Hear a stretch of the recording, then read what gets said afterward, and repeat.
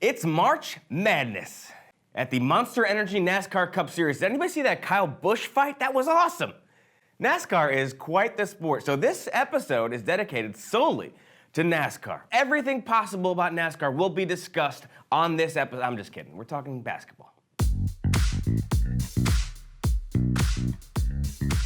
Welcome to Extra Point. I'm Rob King. Well, it is March Madness, and every year experts want to tell you how to pick your Final Four and which upsets to focus on. But I'm here to tell you, I don't care about any of that, okay? Because every year I take the matchups in the bracket and I use them to create my own personal Rob King Animal Battle bracket. Now, see, I take the seedings from regular teams and I use that to create a live animal versus animal battle to the death in my backyard. I take the whole thing on VHS. It's highly illegal. Let's check it out.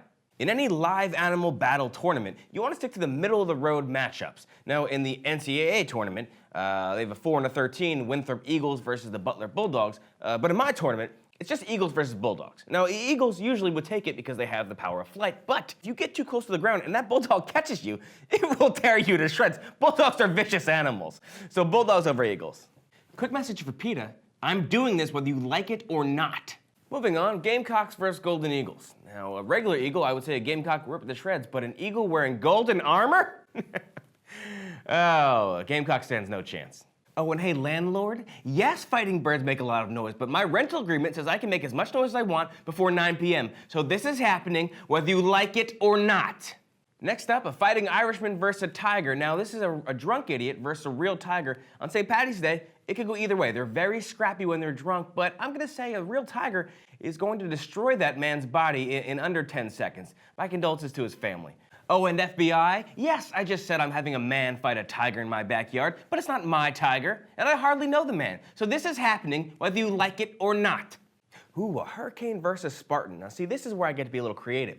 I hire an out-of-work actor, and I dress him up like a Spartan. And then I get a wind tunnel going, and I march that little Spartan into the wind tunnel, and I slam the door behind him, and whatever happens, happens. Oh, and hey, SAG, I know you have some questions about my hiring practices, but that actor signed a waiver, so this is happening whether you like it or not. Lastly, a Bruin versus a Golden Flash. The age-old question, can you blind a bear to death with light? Well, we're gonna find out this week. That tournament gets me in a lot of trouble every year. But back to the actual tournament, we're doing a special contest on the Extra Point this week for March Madness. If you can correctly predict the Final Four lineup, we will have you Skype into the show as a special guest in one of our feature episodes. So just put your predictions for the Final Four in the comments below, and we'll read them off next week. Whoever gets it right when the tournament's over, you'll come on the show as a special guest. All right, that's it. Thanks for watching, guys. I'm Rob King. We will see you next week.